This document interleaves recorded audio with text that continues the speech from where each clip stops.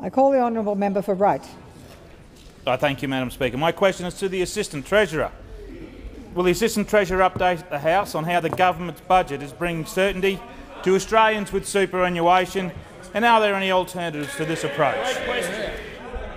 I call the Honourable the Assistant Treasurer. Thank you, Madam Speaker, and I thank the member for Wright for his question and acknowledge his strong commitment to protecting the savings of all Australians in super. Madam Speaker, Australia's pool of superannuation savings is the 4th largest in the world.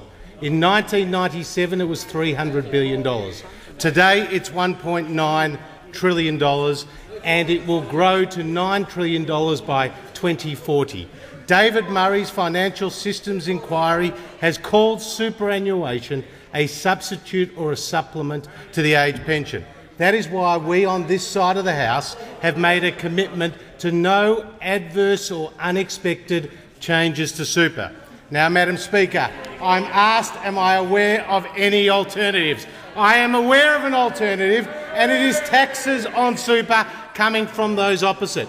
Who could forget that famous quote in 2007 by Kevin Rudd on the eve of the election when he said he would not make one change, not one jot, one tittle to superannuation?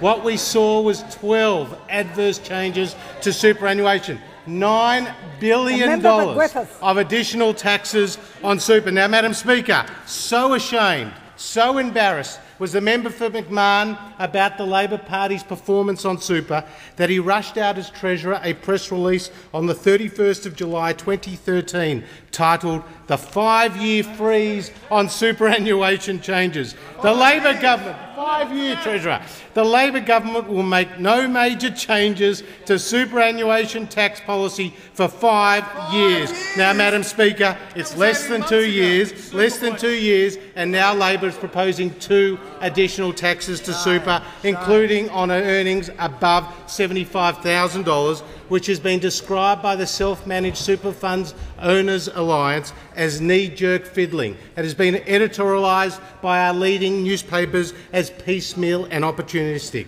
As the Prime Minister has said, the Leader of the Opposition can't be trusted with bank accounts, can't be trusted to deliver a surplus because he promises and it never eventuates, and can't be trusted with people's superannuation savings.